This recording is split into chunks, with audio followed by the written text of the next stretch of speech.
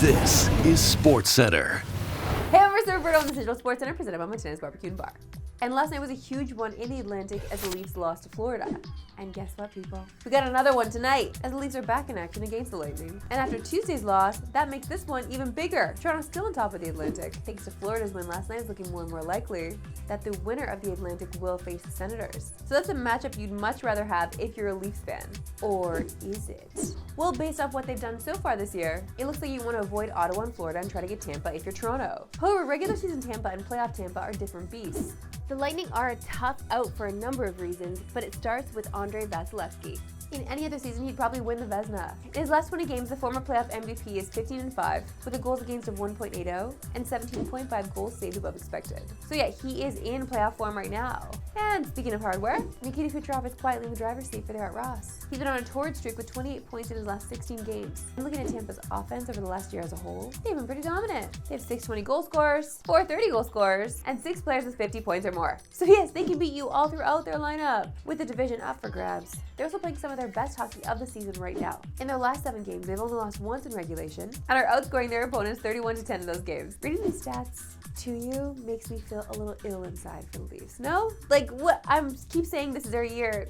What? It feels a little like we had to pump the brakes a little. And that's why tonight is a must-win for Toronto, because nobody wants to play Tampa in the first round. Although, to go full circle, as I told you earlier, the Leafs are 3-0 against them, and averaging 5 goals a game in those matchups. So maybe we do want Tampa in the first round. Whatever it is, Leafs fans, don't start chanting, we want Florida, we want Tampa. Like, let's not do that, because then we become a meme that never dies. Leafs fans, when it comes to the first round, who do you even want to play honestly? Not chanting in the streets, but like privately. Who do you even want? Because all of these teams, Florida, Tampa, Ottawa, they're all very good. To the association, and usually this time of year in the NBA, we're over the regular season and ready for the playoffs. But that's not the case tonight, as Luka returns to Dallas for the first time since being traded on February 1st. And this is one of the biggest and most anticipated superstar returns that we've ever seen in the NBA. But let's look back at some of the biggest returns we've seen in recent memory, starting with LeBron's return to Cleveland in 2010. Perhaps the most anchored crowd we've ever seen in an NBA arena. But it didn't matter for LeBron, as he even did the powder toss before dropping 38 on his former team to a chorus of boos the entire game. This is a mental resilience test, honestly, for all this stuff. And I feel like a lot of players thrive off of boos. Clearly, he's one of them. Kevin Durant's return to OKC had a similar amount of spice in 2017, as there was that weird theme of them calling him a cupcake for some reason. And it didn't stop there. KD went off on the Thunder, and even down 20, Russell Westbrook had plenty of words for his former teammate. And you know KD wasn't gonna back off. And if you're wondering why we didn't include Vince Carter here, he kind of had a lifetime achievement of being booed by Toronto fans. And after a speech where they retired his number, we're just gonna move past all that, because, you know, we got to. And we're nice Canadians. But will we see that sort of venom tonight in Dallas, though? We're not so sure. Because unlike with LeBron and KD, Luka did not ask to leave. He was forced out. And most of the fan base is more mad at ownership and GM Nico Harrison than they are at Luka. So we think the fans will even give him a standing O in his return. But the question is, do we even see him on the court? As the Lakers are playing a second of a back-to-back, and had all the regulars playing last night in a loss to the Thunder. Because they're on the second of a back-to-back, we still have no injury report. But we gotta assume he's gonna want to play this one. You can watch Luka and the Lakers take on the Mavs tonight on TSN+. Coverage begins at 7:30 Eastern, 4:30 Pacific. Time now for the electrifying moment presented by Mercedes-Benz. And the Masters doesn't start until tomorrow morning. But that doesn't mean we didn't get an electrifying moment today, because the par 3 contest at Augusta National provided plenty. And one thing we love about the par 3 is just how many of the kids get involved. Jordan Spieth eliminating himself from competition with the very first swing. Let it rip, Sammy. Oh, that's spectacular. But on to today's electrifying moment. We say only nice things about Keegan right now. Understood. Best shot I ever saw. It might be the first Please one go of in. the day. Please go in. Captain! Buckets! He's done it. Keegan Bradley with the first ace of the day. Celebrating with his boys. Every year we get gold from this par 3 contest, and today was no exception. The par 3 contest at Augusta just seems like the most electrifying event. I just need to take part in this one day. Not as an actual player, but just as a spectator, of course, even though I have my green jacket on. All right, you know, it's a special day here on DSC when we could get Eric Kirk on the couch. Hi, Eric. Hello. And we're talking food, because what else can Eric talk about, really? Pretty much it. Yeah. Scottie Scheffler had his Masters dinner last night. And if you don't know, the Masters dinner is legendary and one of the most prestigious dinners in all of sports. With all the former champions invited and the previous year's champion picking the meal. Scottie's meal last night was pretty iconic. Starting with the appetizers, we had cheeseburger sliders, Scottie style. Whatever and that means. Yeah, whatever that means. And firecracker shrimp, as well as Papa Chef's meatball and ravioli bites. In case you're wondering what Scottie style means. I actually was. Oh, good. It's just fries on a burger. That is so lame. That is so Scottie Scheffler. I'm sorry. But I hate that that's not even really inventive. I'll put fries on my sandwich. I put fries on a burger. Sure, why not? Just stuff them in there. Yeah, just to claim it as your own is...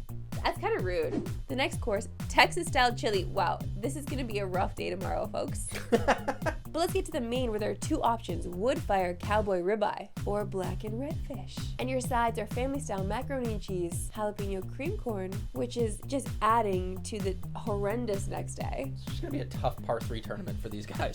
and soy-glazed Brussels sprouts. Finishing it off with chipotle lime sweet potatoes. We had, I believe, one green in there. Does Scottie Scheffler look like he eats greens?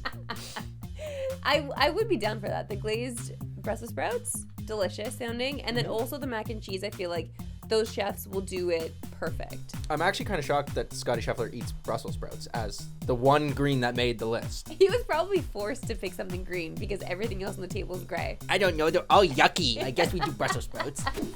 And for dessert, a chocolate chip skillet cookie with ice cream on top. Listen, you can get that at Montana's Barbecue and Bar, by the way. I just had it in Saskatoon a couple weeks ago. Maybe you guys don't know this at home, but Eric is a chef, okay? He's a connoisseur of the finest foods. He's chefed up a few things in his day. So what would your master's menu look like? Okay, first off, I feel like I just got overhyped to the whole world a little bit there. No, Like, you're a good chef. I can cook. I'm not a chef. No, he makes his own pasta at home. You did a whole French week. What are you talking Yeah, about? I can cook. You I'm not a duck, chef. brother. Yeah, okay. So, to start, Yeah, we're going to do fresh oysters, gotta go Oystees. right?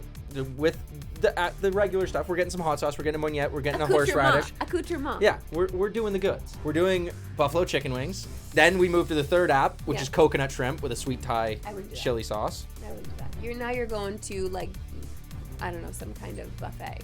We don't need a coconut shrimp.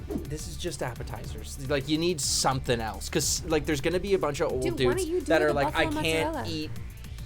Do like a burrata or something. Okay, relax. The Italians are nuts here. They're like, would you like a baseball of cheese? Like, chill. Okay, first course. Again, she's gonna be mad. We're doing French onion soup. No, I like that. Okay, main. We're doing a 12-ounce New York strip Oh, really? with a butter poached lobster tail. The strip will be served with a port wine reduction. Ooh. We're doing a twice baked potato. We're doing Okay. green beans. And we're doing roasted red peppers and onions. Oh, I wouldn't have put that there. So you can either put them on the side or you can put them on your steak. It's banging. Try it. Put them in the potato. Or on the potato. Do whatever you want. You know? Oh, I'm not yeah. Scottie. I'm not forcing you to have fries on Yeah, your yeah, burger. Okay, now we're just moving to dessert. We're doing just a classic vanilla creme brulee Oh, with nice. an espresso.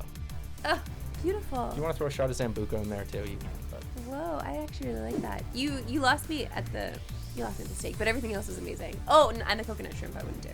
Yes, replace the coconut shrimp with a nice burrata or a little charcuterie at the table because it's just family style. We're sharing with the Oystees. And I think you have a perfect menu. Oh, and replace the steak. Thanks so much, Eric, for your time. I don't feel like that's true. Anyway, that's all for me today. We'll see you again tomorrow at 3 Eastern. No Pacific. Have a good one.